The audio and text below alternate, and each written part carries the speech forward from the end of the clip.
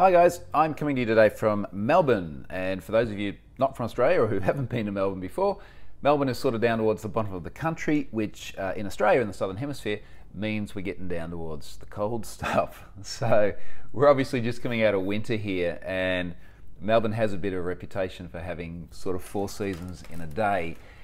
At the moment it's a pretty good season. It looks like it's kind of sunny outside, but based on the last couple of days at least, that's probably not going to last. I didn't go outside and find a nice spot. I'm just really pressed for time today because I've got to go and run this workshop, which I'll talk about in a moment. So I am coming to you from yet another hotel room. But I'm only going to be here for another couple of days and then I'll be home. So I'll come to you from home next week before jetting off overseas again. So I am in Melbourne doing workshops again. So I'm here for the OWASP AppSec Day. And the AppSec Day will be tomorrow on Saturday, and I'll do another talk then. But yesterday and today was just more hack yourself first. Or yesterday was, today will be. And look, I mean, again, that's sort of the same thing that I do over and over and over again around the world, and it is just really, really nice to be doing it in Australia. I did this in Sydney last month at the NDC conference as well. And I think I realized I'd been traveling too much when I was walking around the conference going, gee, it seems like there's a lot of Aussies around here. Isn't that weird? So I think that's a sign. So anyway, I am definitely going to be trying to do more of these from my home country. And in fact, I've got a few more lined up over Australia for the remainder of the year. So I'll be back in Melbourne again a couple of times and in other parts of the country too, which is cool. So I mentioned tomorrow I'm going to do a talk. Tomorrow I'm doing my lessons from Billions of Breached Records talk again. So this is a talk I've done a few times before. I normally kind of adapt them over time as there's new and interesting things. So I've got a couple of different bits that will go into this one. But look, that's always fun. People always seem to enjoy it, and I have a lot of fun doing it. So I'll be doing that, and then first thing Monday morning, back home to the Gold Coast, which is a 2-hour flight within the same country. For those of you, particularly from Europe, going, wow, you can go to a lot of different places in 2 hours. No, I can get to the next state above the next state. So anyway, that'll be that. Now, a few things this week. Just one thing that sort of popped up a few times, and if I'm honest, kind of surprised me that this was getting press. The pwned passwords I did the 320 million pwned passwords recently. And if you recall, this is passwords that have appeared in data breaches. And it's passwords that have obviously then been leaked and obtained by various nefarious parties. And when I put the pwned passwords together, the premise of it was, let's have a great big stash of passwords which should no longer be used. And this was sort of the thing that NIST was saying. They're saying, you know, look, don't use passwords that have appeared in previous breaches. So I obviously have a lot of passwords that are handy, and I wanted to make these passwords available for people in a way that wasn't immediately decipherable. And what I mean by that is that I wanted to give people passwords without them actually seeing what the password was. And the rationale for that is that within the huge stash of passwords I have, inevitably there are people that use their email address as their password, or their home address, or some other personally identifiable attribute. And even though the data has been leaked and spread out there around the web, I don't want to be the guy that's giving plain text passwords which may have other sensitive things about the owner and the identity of the owner. So I went through and SHA-1 hashed them. Now, we've got to be clear about what the purpose of a SHA-1 hash is here. Firstly, don't store passwords in your own system as a SHA-1 hash. Like, that is just gone. We're past that era. Today we're using adaptive hashing algorithms, things like PBKDF2 or bcrypt, or other things with high workload that are designed to make single logon processes slow, computationally expensive. The purpose of SHA-1 was just to give a thin veneer of obfuscation to the passwords. Now, what I was thinking here is that, look, if we put these out and they're sort of all SHA-1, it will be easy for people to compare passwords with people who are logging on, registering, changing passwords. So you can integrate this into your system, and a lot of people are too, and I've got to write something about this actually.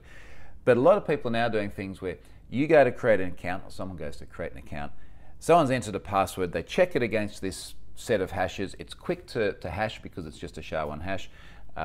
you couldn't do it with salts and things because you're never going to know what password people are going to provide you, so you can't sort of salt the source passwords, and then it just wouldn't make sense. But anyway, so it goes through, you can do a quick check, and it comes back and says, you know, basically yes or no, this password exists. So that's cool. Now, a huge proportion of the passwords, over 90% of the passwords, come from two really big combo lists.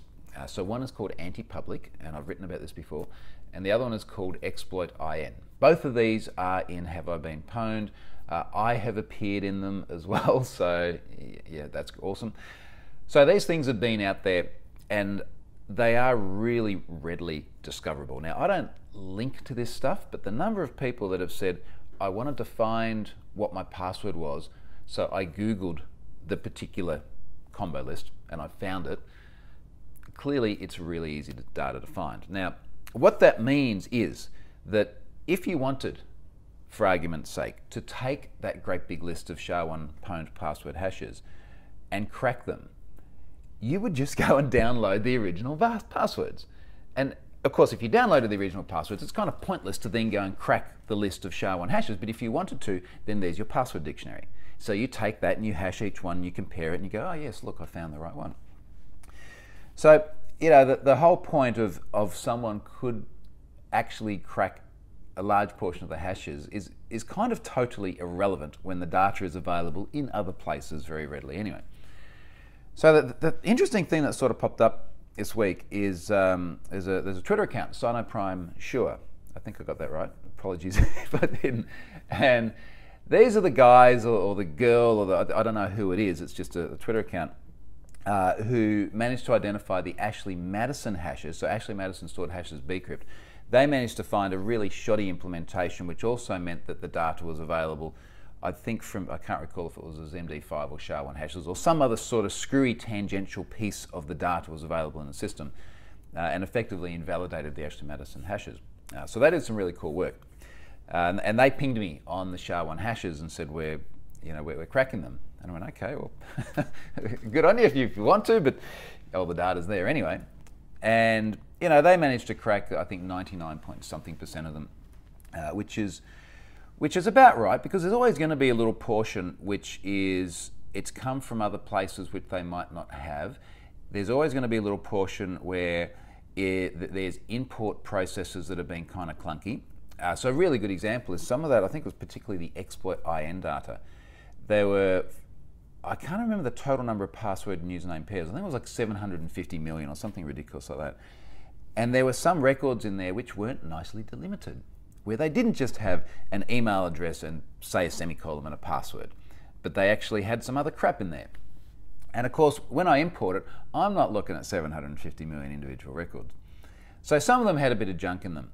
And I guess the interesting thing that sort of unfolded from here is that they've done a write-up and said, you know, here's how long they took to crack, and we can all sort of marvel at how useless SHA-1 is in terms of the speed. And again, it's how useless it is if you're using this to store passwords in your own system, which you need to protect from other people. It's very different if you're just using this in the context of pwned passwords. But anyway, somehow the media has managed to pick up on this, and they've picked up at how quick it was to crack hashes. And also that inevitably they found that, as I originally said in the blog post, there is some personal data in there as well, which of course is very hard to weed out when you've got 750 million records in there. So yeah, somehow that popped into the media too, the fact that there was some personal data in there and there's 320 million records. And frankly, none of it's really been critical, I guess, of the pwned password things. It's more sort of been an observation of how quickly stuff can be cracked in SHA-1. But I was just kind of surprised at how it kept popping up in stories. And I had one of the journos I often work with contacted me, and he's like, it's a slow news day and we're thinking about covering this. And we kind of talked through it, and he went, there's not actually a story here, is there? So, and I suspect that the Cyanoprime Sure guy or guys or girls are probably a little bit surprised by it too. Now, incidentally, they did offer, we've been chatting them, they said, look, we'll give you a set of the hashes which we think contains personal data, and I'll go through and I'll exclude those from future sets of pwned passwords, because I am going to do new versions. Now, that doesn't change the fact that they're there in the other one. And it certainly doesn't change the fact that they're there in the source data that you can go and download from somewhere else anyway. So anyway, that was just sort of one of these things which I was kind of like, why are we talking about this? But anyway, we'll move on past that. While I'm having a little bit of fun first thing in the morning, something really weird popped up on my Twitter yesterday, and I thought I'd share this. I shared it on Twitter. If you recall, there was an incident a few weeks ago where an SEO, it is early and I haven't had coffee yet, an SEO guy wrote about, look, you probably don't need HTTPS for various things. You probably don't need it if it's just a blog or if it's not an e-commerce site. And the way this sort of all unfolded is I left a very polite, constructive comment, and he went through and deleted that and everything else. And then eventually a lot of people sort of said, no, that advice about not needing HTTPS is actually not very good. And he deleted the whole video. But I'd written about it at the time because when people go through and start deleting constructive comments, particularly when it relates to how to better protect people online, that's not real cool. And I think I titled it something like, don't take security advice from psychics and SEOs, because one of the ladies who had given similar advice a while ago, who had claimed to be reincarnated by a psychic or something just totally wacky, she had given very, very similar advice, and there'd been a discussion at the time with this SEO lady about, actually, yes, you do need HTTPS for all these reasons. And every now and then she kind of pops up again. Someone tweeted me yesterday because she popped up leaving a comment on one of her own blog posts, and she talked about me, and I was like, wow, this is really interesting. It's always kind of curious when people talk about you online. And I won't go through the whole thing here because it's quite a long comment, but she said, apparently I was encouraging my fellow friends to make fun of me. And see, this is hard, because if you point to bad HTTPS advice and say it's bad HTTPS advice, well, some people may make fun, but I didn't try to make fun of her. Where does he go on here? Or she, rather. He used his fake Twitter accounts to bombard my other tweets, which were about defamation and anti-cyberbullying with crappy comments, and called me names. I think I called her Maria, and I called her a psychic because the article she was in said she was a psychic. But yeah, the Twitter accounts was funny actually, because what was kind of curious, and I haven't actually gone through my tweets this morning, so I don't know all the feedback to this, but I quote tweeted one of her accounts. She seems to have a lot of sock puppet accounts. So, and first of all, apologies to all the genuine SEO people out there, because I had a lot of people contact me after I wrote this post saying, we actually work in SEO, we actually know what we're doing, we're really sorry that there are people like this spreading just rubbish around, and we feel bad because it tarnishes all of us. So, that tarnishes all of them. So one of the things that I've learned about some of the sort of shady, dodgy SEO stuff is that they do have a huge number of sock puppet accounts. So accounts that do nothing else other than chime in and retweet and like, and basically try and artificially inflate the significance or the interest of a piece. So I retweeted one of these yesterday. I said, it's interesting to have a look at these sock puppet accounts, because there was basically an account which made a tweet which was inane and pointless and didn't really make any sense. And it's got like hundreds of likes and retweets. No comments or actual engagement by humans. But it's really funny when you go through and look at that. So I don't know how I'm using fake accounts, but anyway. Apparently I DDoSed her, which is interesting. Troy Hunt started all this circus. DDoS attacked my website the same day.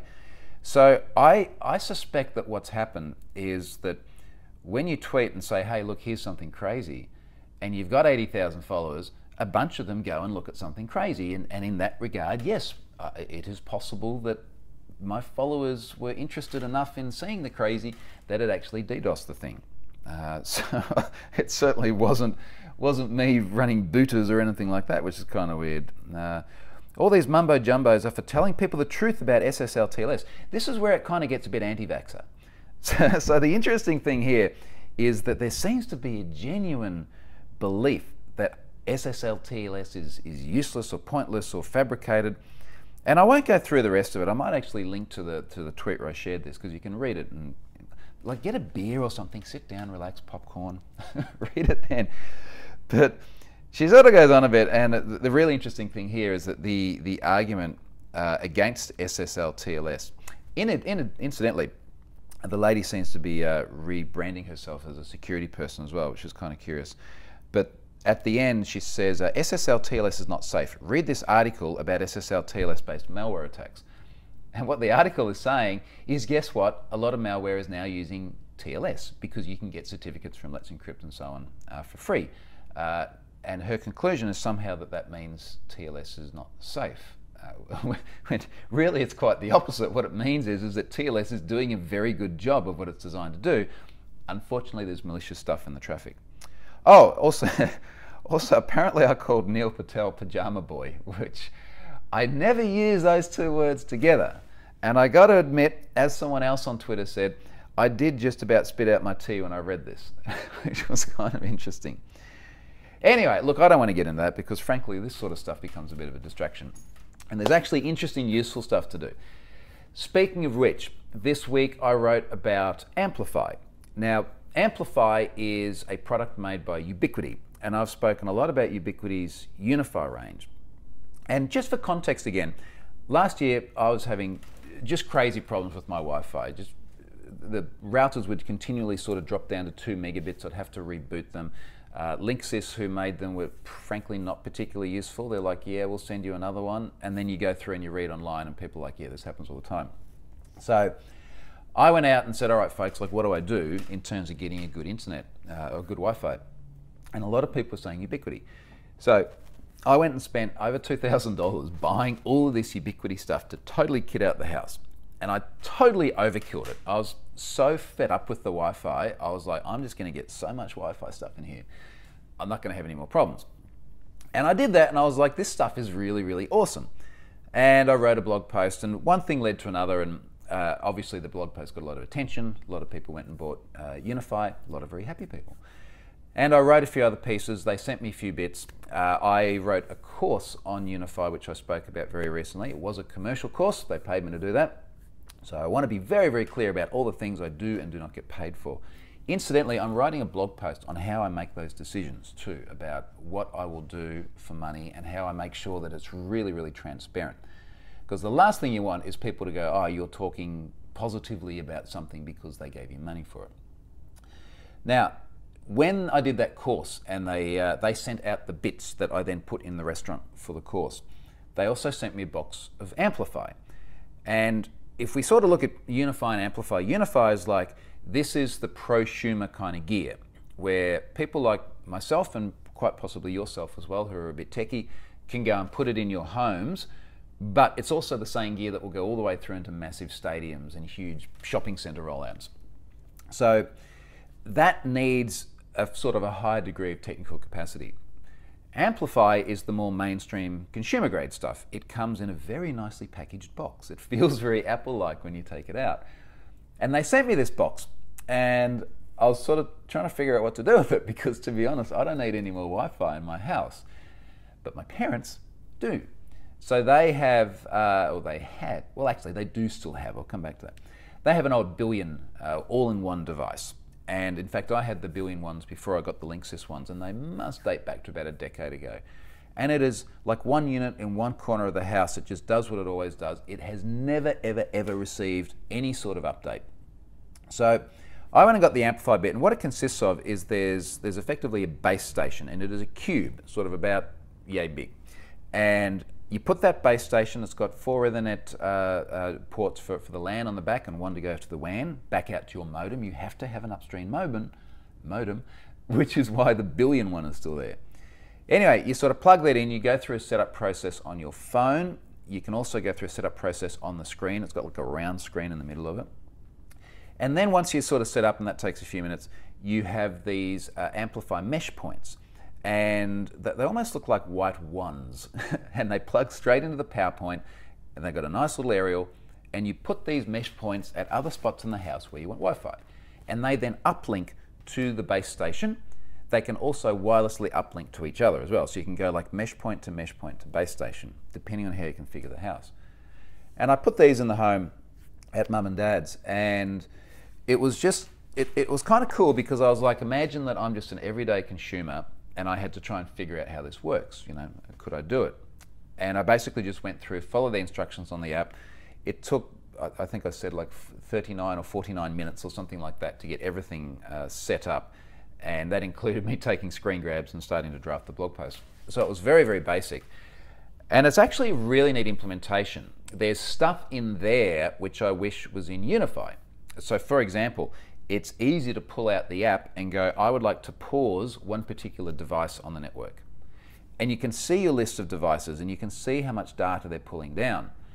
And that's particularly useful for mum and dad because they get 4 megabits down where they live, and Netflix will work over 4 megabits, but it won't work over much less than 4 megabit. So they can sort of, sit there on the couch, they're want to watch Netflix, it's buffering, have a look at the list of devices, the PC is pulling down an update, pause, that gets put on hold, Netflix presumably resumes.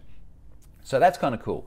Setting up things like guest networks are kind of cool. So it was very easy just to go, hey, guest network, start the network. And the cool thing is by default, they're time limited. So you say, I want to start my guest network, I want it to run for 2 hours.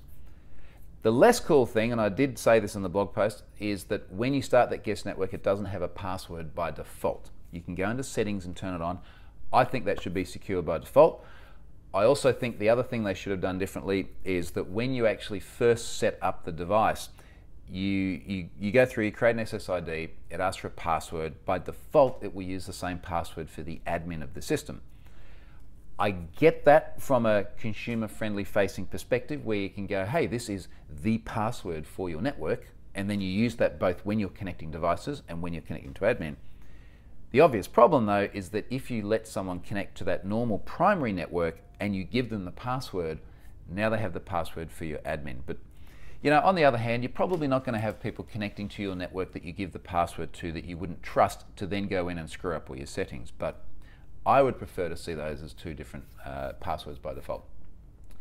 So that was that. I guess the other things there in terms of bits that were really nice was that the unit itself has got this round display on it where you can see things like the current up speed and down speed, the total up and down bandwidth over a period of time, what ports are in use, what IP has been assigned to both LAN and WAN ports, all this sort of stuff. Theirs is presently double natting as well, so I've got to put the upstream device into bridge mode yet, but at least it's functional. So that was Amplify. I think the interesting thing that people ask is they go, okay, well, should I get Amplify or should I get Unify? And in the blog post, I sort of talk about different options. And the first easy thing is that if you're not technical, get Amplify, because Unify does take some more thinking. If you are technical, you can kind of go either way. And I recently saw my friend Scott Hanselman. He was asking about these, should I get Unify, etc. And I had a chat to him and said, look, I think the Unify is awesome because of these reasons. But he elected to go Amplify, and he's a very technical guy. And he's very, very happy with what he's got because he doesn't want to sit there thinking about network configuration. And that's fine. So I think that's one of the criteria. If you really want this just to be a utilitarian device that you set up and you put out there, Amplify is awesome.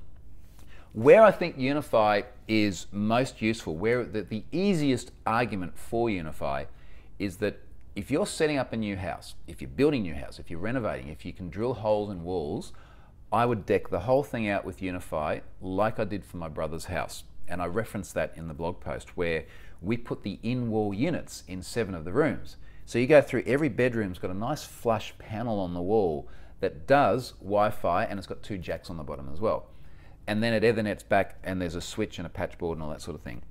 And it's in a nice little compact server cabinet. So that is a beautiful setup. I'd do that. I would also do it anywhere where you're going to have longer distances and you don't want to wirelessly uplink. So in my home, for example, we have wide Ethernet ports in each room, and they're just normal RJ45 points, and I've now got Unify access points sitting next to them, so it's not as pretty as my brother's. But that's great because we've actually got wired backlinks back to a switch as opposed to trying to do wireless all through the home. You're never going to be as good or as fast with wireless as you are when you have actual wires running through the switches. So anyway, have a read of the blog post. If you're thinking about doing network bits, that's really awesome. And frankly also, there is a case to be made for just not changing at all. Just sticking with your old consumer grade thing if you've got enough signal coverage already and you don't need the other features. So have a think about that too, but I'm really happy with the way it works. And I've got to go back to mum and dad's and and have a look at all the metrics and stats now and see how it's been going. All right, so last thing is Gold Security is sponsoring me again this week, or sponsoring troyhunt.com. So big thanks to those guys. It's been really good having them on multiple times now. Sponsorship is full through to, I think, the start or the end of sometime in November. So that's cool. I need to actually be a bit more proactive this time and think about asking for sponsors more than like a week before I actually have none. So with that in mind, if you're interested in sponsoring my blog, there's a sponsor link up the top. So hit on that and let me know. So thanks very much for watching. I'm going to be back on the Gold Coast on Sunday. I'll come to you from the Gold Coast Friday next week, and then I'll come to you from Salt Lake City the week after that, because I'll be over there for Pluralsight Live. Thanks guys, see you later.